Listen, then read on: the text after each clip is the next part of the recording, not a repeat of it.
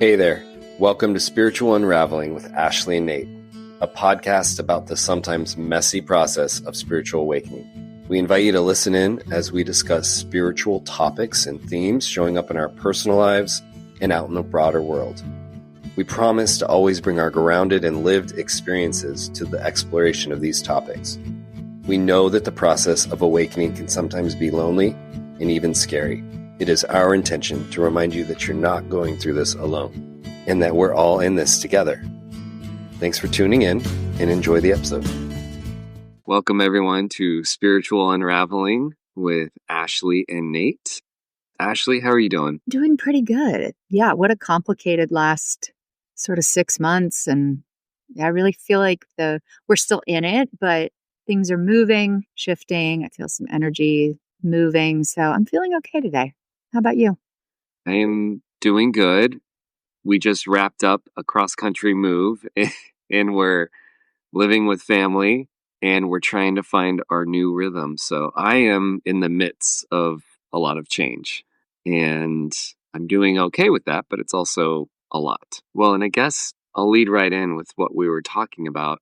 One of the things that has been up for me while I'm doing all of this change is having this thought that I need to be kind of diligent or the good spiritual student in order to access my connection with Source. So an example would be if I don't meditate one day or I don't ground or I go see friends or family and I have a couple of beers or drink and feel a little bit like I get my sleep cycle off and I overindulge and I feel like guilt or shame, that then I somehow have a waiting period, a time before like where I need to redeem myself or something before I can come back into connection. I'm aware of this, and I was thinking about it this morning and just thinking about what crap that is and how much of kind of a hijack that is of the egoic mind of 3D thinking, of this kind of idea that I'm somehow ever not connected to Source, which that is not true. You can't, if you're living and you're embodied, you are a soul. You are always connected to Source. It creates a lot of feeling of shame and guilt, but it doesn't give you a place to really honor those feelings either, because they feel like feelings that are coming up that you want to just either work through or jettison or whatever, so that you can like get back to being the good spiritual person. So this is probably coming about because I've done so much change over the last month and I've really disrupted all of my systems, right? I had like my spiritual routine and systems, meditation, grounding, walks in nature, and all of that is completely thrown out the window. And so the kind of broader theme is like, how do I reconcile this belief system that has shown itself to be underneath? It's been kind of operating beneath the surface for a while, that you need to be the good spiritual student. So I don't know. What do you think about that? I think it's probably a really typical, common place that people, like a transition almost, I think that people make. And it makes sense that we would take our shame-based conditioning, which we all have, was probably the original separation from ourselves and from Source, happened through shame, and put it into spirituality. So it's just showing us our conditioned mind. And then there's this real opportunity to unhook from that, however you want to say that, and then reconnect to all those practices without shame being a part of it. The joy of nature, meditation, or grounding is just an experience that your soul wants to have. It's excited to do it. It's just really amazing opportunity to feel connected. But right, you're never not connected, and you can do it in any given moment. You can have that remembering. And I was saying earlier that for me, what's showing up right now, it's kind of like layers, it seems like, right? Like we're just like deepening as you keep journeying through and feeling called to this path. There's a deepening, and it feels like a layer that I'm hitting is just this unconditional love that's sort of always available no matter what. And that's an awesome layer to get to because there's no conditions around worthiness or spirituality or any of it. It's like, oh, I'm loved no matter what I'm doing, no matter what I'm feeling, no matter what I'm thinking. And there's something like that just kind of showing up. It's not something that I'm necessarily cultivating, although I like it, so I'm going with it. But it's something that's just showing up. It feels very real to me. Like, oh, we are all loved. We are all loved no matter what. And it's just like something you plug into. Yeah. So I don't know. Yeah. Well, when you started that part of the conversation, the thing that jumped out to me was the idea of spiritual practices or spiritual tools. They can really cut both ways in a lot of ways, for me at least, where it can feed into the good spiritual student narrative that I had running, right? Where if I'm not doing the things on the regular, then I'm somehow not going to be as connected or not worthy or not the good student, right? And then what you were talking about was this other feeling that you can reach or get to where those things organically rise up as things you just genuinely want to do because they make you feel good and you really enjoy them. And it's like that tension there is kind of where I'm at. And I think, to be completely honest, some of it might be like just my obstinate nature. I get my feathers a little ruffled around the idea that, like, that there's any kind of difficulty really involved in connecting with source, in feeling divine love, in being a creator. It's like all human made. And there's a part of me that recognizes that that's true. And then there's also the egoic 3D mind that's like, well, it's not that easy. You got to sit in meditation for X amount of time. You got to, ground. You have to do all of the things that make you a good spiritual person. And that tension is definitely up for me right now. And I guess, yeah, I really want to embody or move into the place where every moment is like a Holy Communion, where there is just this presence. It's just you're always connected to it. And in each, I don't go outside to ground with this kind of big thing. I just go outside and I immediately ground. And I don't sit in meditation because I should or I want to feel connected to source. I just close my eyes and take some deep breaths and then just feel into the moment. Right. I mean, it's funny because we were also talking about this before the podcast when you were noticing this thing happening with you and your dog and how your dog was showing you just how unbelievably present animals can be. And I think that's where I want to be. I want to be moving to that and it just sometimes feels like tools get clunky, right? And they create another layer of separation or obstruction between the present moment, our divinity, all of that. All of that is the stuff swimming around in my head right now. I don't know. Yeah, right. I'm glad you brought up obstruction because that's what I was thinking. Like, there's a way that those obstructions are illusions because it's not real. There's no real obstruction to your beingness. You are being all the time.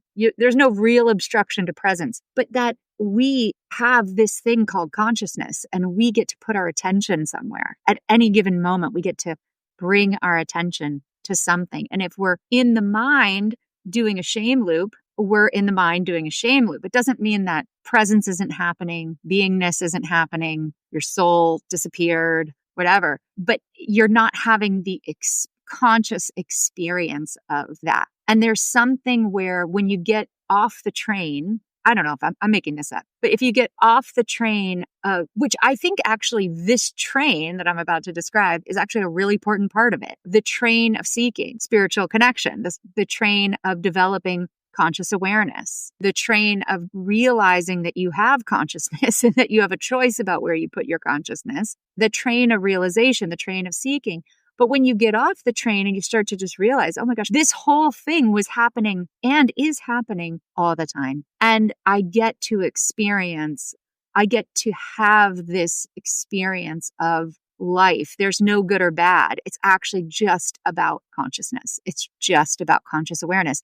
And if I have a couple beers and I'm not conscious, or if I'm worrying about money and I'm not necessarily present, and I'm in that worry, presence is still happening. Your soul is still accumulating experience. Nothing bad is happening, but you are not having present moment experience you could be having. I mean, it's like a choice at that point. You could even choose, I'm going to go offline for a little bit. Yeah. And it's your choice. And no, you didn't get a D. You're not getting a demerit for that. There's no, there's no, there's no judge. There's nothing about that. I think this is really, really up for me right now because I've had two people close to me pass on in the past several months. And that always brings you closer to life and living, right? Death brings us closer to, how much time do I have left? How do I want to spend my time? And there's this gift of presence that actually feels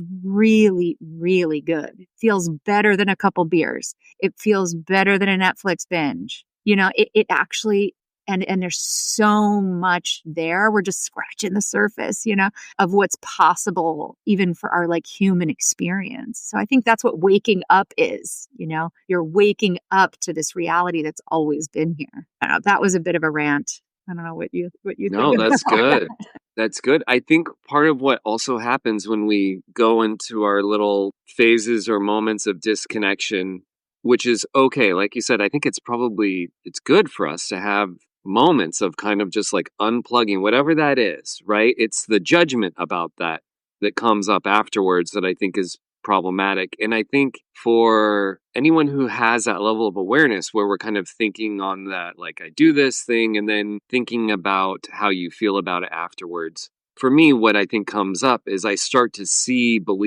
I see belief structures that have informed me, even if they're not ones that I necessarily like or agree with anymore, they still kind of live in me. And part of that is even the language I was using when I was describing being the good spiritual person. I mean, what I really wanted to say was being the good spiritual little boy or girl, right? And that informs or shows that level of socialization and conditioning that we have. It's there to kind of be slowly pulled apart and acknowledge that like that stuff lives inside of us. And I think to the point of presence and of grounding and having some of these moments and these practices, what they do is they can kind of cut right through that and you can move back into the whole self, the integrated self, and you see those things. They feel much more trivial and they don't feel like weights. But somehow in those moments of kind of disconnection and then reconnection, I think it's easier to be re-triggered by those judgments, those things that feel like old conditioning patterns. And I think we've talked about this before. Probably the easiest way through all of that is to just actually feel all those feelings. Right. So what comes up is I feel the feelings of shame or guilt or whatever, or even sadness that I have those feelings. And that is the moment where you're either invited to be in the feelings or you're invited to pick up the phone. And, for me, it's not really anything quote bad. It's like pick up the phone and watch another spiritual video, but it's like, but that's not being with my feelings. That's trying to soothe the feelings as opposed to just letting them kind of sit there. Yeah. Yeah, I love everything you just said. I think, meditation can be this funny thing because I think two things can happen. One, on one side, people can sit and sort of power through a meditation, not really knowing what it's for and really not understanding how it would affect the rest of your life. Some people kind of get a hit of calm and stillness, and that actually it's really nice, and it can help develop a pause when you're having a reaction or something like that. I think people often find meditation is useful in this way, but I think you and I really see the value of practicing presence. When you practice presence in meditation, there's not usually a whole lot going on, because you're sitting still, there's no stimulation outside, but you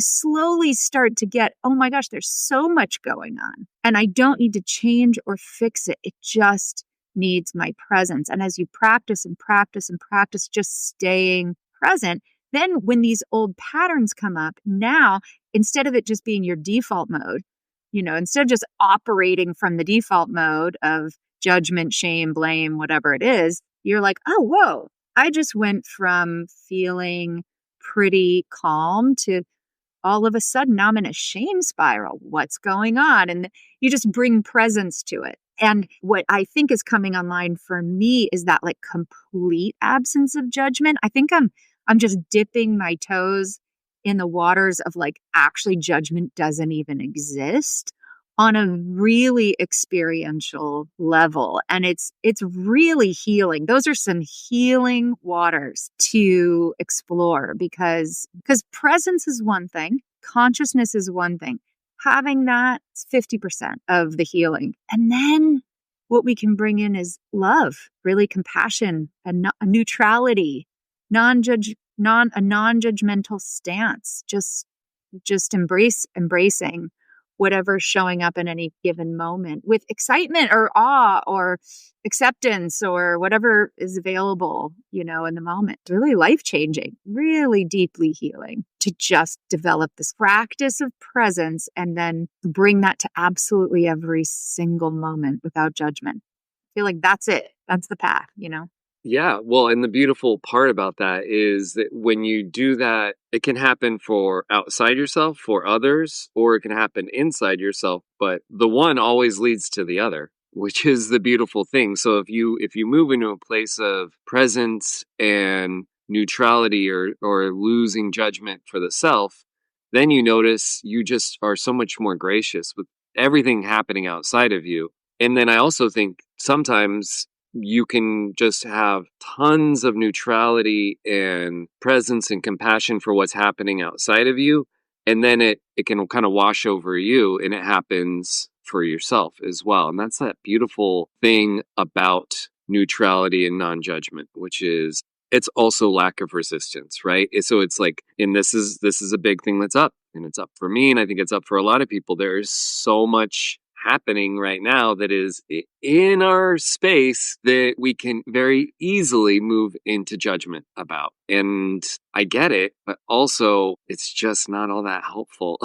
No, and I know that that's hard and weird to say. It's like war, we've got riots, we've got natural disasters. And this is another thing that's been funny that I've been having conversations with my family about, which is saying to people in the midst of commenting, they're commenting on all of these things that happen. And I just have to gently remind them, your thinking doesn't affect any of them. You having bad thoughts about that or just whatever, it only affects you. Having judgment, having lots of self-righteous indignation, all of these big, big feelings, it's not affecting change, it's affecting you, which is affecting the world because now you put yourself into a spot where you're not feeling very good. But it's just this kind of fascinating thing as opposed to just all of this stuff is happening and moving to a place of that. You could just literally say that.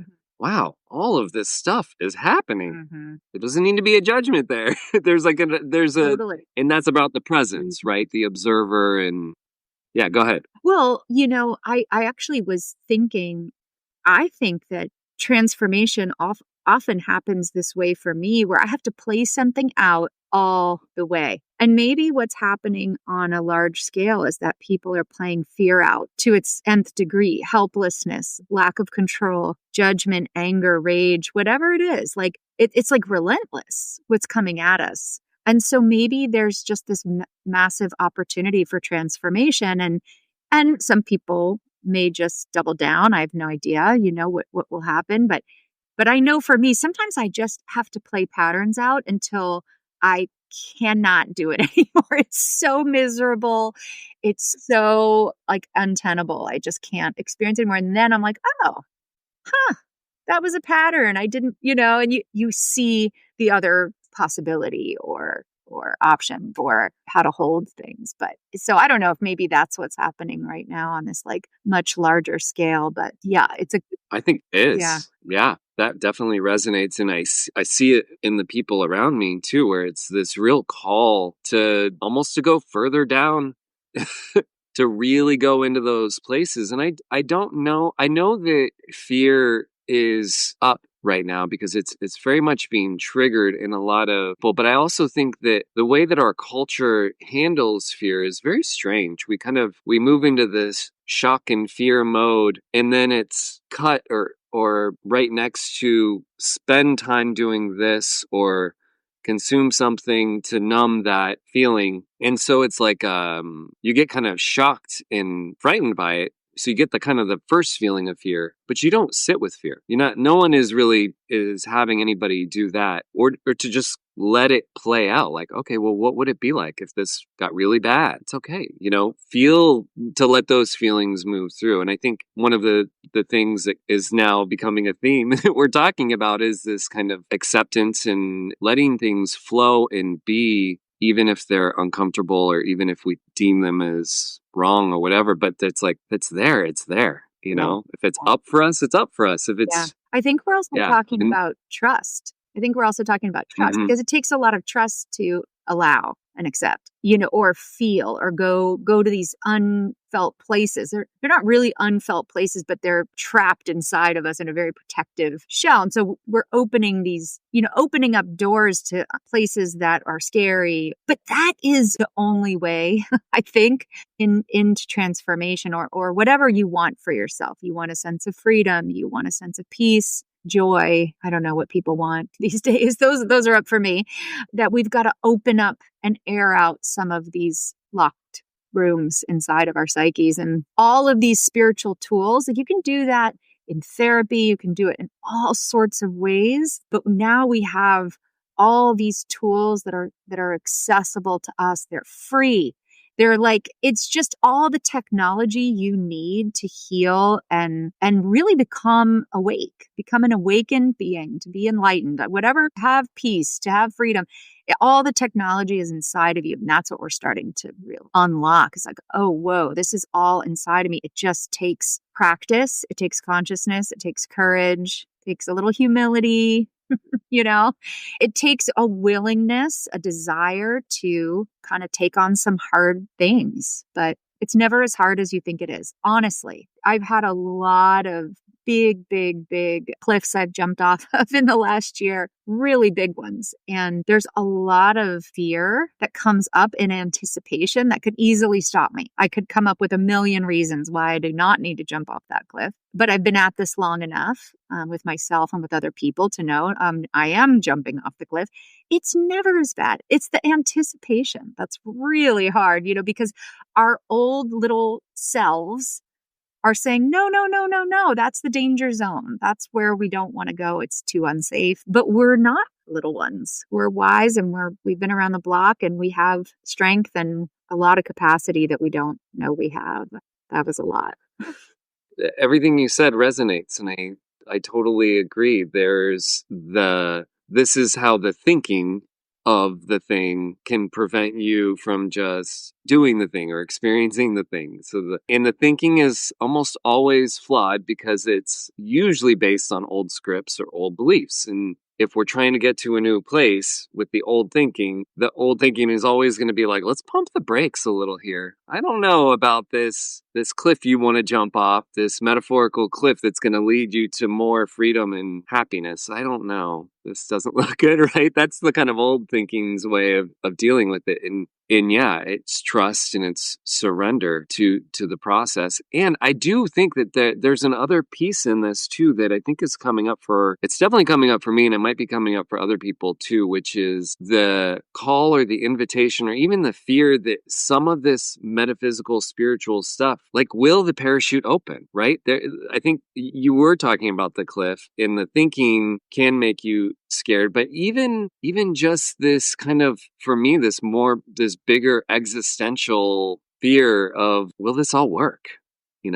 but you actually can't know until you do or until you live. Yeah. And that's like this weird tension that always exists with transformation and with surrender and trust, is that you got to put your foot on the path. You got to just start going down that way. You have to explore it to figure out, is something going to catch me, or is the bottom going to drop out? Right. And is unfortunately, if you believe like Ashley and I, and you believe in eternalness and the expansive unfolding of the universe, there is no bottom. So there's not going to be a bottom to fall out. And I think maybe sometimes being faced with that reality also might be a little bit of the terror that keeps us small. Yeah, I had this thought that sometimes this is where I actually think concepts are helpful. Mm-hmm. Sometimes concepts are the block itself. We're so caught up in the concepts that we won't, that's kind of where spiritual bypassing can come in. We've got the concepts in the mind, but the body isn't really involved. And the emotions aren't really involved, and the cliff jumping isn't happening. But sometimes concepts can be really helpful to get us ready for cliff jumping or to help us move through. So I think that's sometimes where I know for me it can be helpful. Once my mind has agreed to it, then I'm much more ready to do it. So that's where a lot of the things that we're talking about, or when we're going and doing our spiritual deep dives, it's partly because the concepts can be helpful for readying for that kind of moving into more presence. But the concepts aren't enough on their own. I think that's what they're good for, is just like pointing, this is where you're going. And it's okay to go there because all these other people have already said they've done it and it worked out or something like that, or it just feels true. You kind of get your mind into a concept that really syncs up with the gut, really syncs up with the heart. And you're like, ooh, that's true. Uh-oh. Like I may have to do that now because all that kind of synced up with each other. So yeah, I like that idea. And that feels very true to me, that the concept is kind of the pre-paving or the soothing for the mind. Like, hey, get ready. We're going to have to make an adjustment here. Here's some things for you to chew on, mind, because you like to chew on things and they make you feel safe. And then the other thing that you talked about there, which I think is very important, we haven't brought in a huge amount in this conversation, is the body and the truth in the body. And it feels like there has just been so much mentalism dominating everything for so long. And I think a lot of people are also accessing these deeper truths and maybe not bypassing, but just figuring out that if I go through my body, I can get there a lot easier and move into integration a lot more smoother, because the body holds most of this information and is this feedback system that is not as complicated as the mind. Like the mind is self-complicated because that's how it's rationalizing its existence all the time. It's always like, no, you need me. Look how complicated this is. Meanwhile, when you sit in the body and kind of really move into the body and into presence, it's like this either is in alignment or it's not. That's not really complicated. Right. Totally. Totally. Yeah, the body is where it's at. Body is where it's at. And we're getting that. I think we're getting it. I think it's happening. And I think because people are connecting to their bodies in all the different ways that are up right now, like yoga and breath work and somatic experiencing and psychedelics. And there's all sorts of ways that we're like getting into our bodies, bringing our consciousness into our bodies. And I heard a podcast recently of this Jungian analyst talking about the body as technology. And I just love the word technology because I think it reorients our connection to the massive intelligence of the body and being able to approach the body as a technology that's going to support our whole beingness, and that you really wouldn't want to go offline with the body. You really want to stay connected and online. And I thought that was really cool because we're in a time of technology. Like, I mean, it's just wild to me what technology is becoming in our lives. And so to see the body as technology is, I think, really cool. I think it's really opening things up for people. Yeah, absolutely. The connections, neuronal connections in your brain and like the gut microbiome, they're as expansive as the known universe that we have, right? So it really is what is outside is inside and what is inside is outside. And that's all just contained within us. It's massive. Yeah. I think moving into a place of the body and out of the mind might be one of the simpler invitations out there right now. I think sometimes we are in a place, even as spiritual people. I mean, I hear sometimes spiritual people in the past, I've heard them talk about the body in this disconnected way or whatever. And it's like, you hear people talk about their meat suits and they want to just meditate and move off into astral projection. I'm like, man, this is a package deal. And the body is ready to come online. And I think the idea of thinking about it, as you said, like technology in the face of evolving computer and artificial intelligence technology. Yes, let's treasure and honor and listen to this technology source that resides within us. And maybe if we can all do that as we're engaging in this external technology, if we always keep our internal technology at the forefront and involved in all of our decisions, then we're probably going to have a synergistic relationship with this external technology and it won't get out of whack. It's when we give it up to something else or we don't listen. And I think the body hasn't been listened to in such a long time. So, yeah, that's a really good point. That's a really good point. I also wanted to mention that Sarah Landon podcast where she says we've been so conditioned to focus on what's not working in the body instead of thinking about all the things that are working in the body and just switching that mentality of being so grateful for, but just aware of everything that's working all the time, the absolute miracle of the body functioning so that you can have this conscious existence in an embodied form, rather than I have chronic Achilles tendonitis. So I could just focus all my attention on the pain in my Achilles, right? Or I could focus on all the things that are really working because there's so much that's working. I also think that's kind of a cool reframe. Yeah, well, that's like an old Abraham thing that they used to talk about. And as we're wrapping up, let's broaden that even further into just say, look at how much is actually working as opposed to what's not working. There are things out of balance, but so much more is actually coming back into balance and into awareness. There is just a massive shift happening right now. And I think a lot of what we were talking about today are just all of these repercussions of massive change. And I think both on a global and a personal scale, it's all good. It's just changed. It's change. So it can be uncomfortable and it can be exciting. It can be all of it. Yeah, that's a really good place to end with an invitation to look at all the things that are working. And yeah, I've been feeling that a lot lately too. So cool. That was fun. It was fun. Hey everyone, we hope you enjoyed the show. If you have any questions or feedback for us, please send us an email at spiritualunraveling@gmail.com. If you'd like to learn more about what we're both up to, you can follow Ashley at www.mountainmeditationgroup.com. And you can find more about what I'm doing at spiritual-stewardship.com. We hope you have a great day.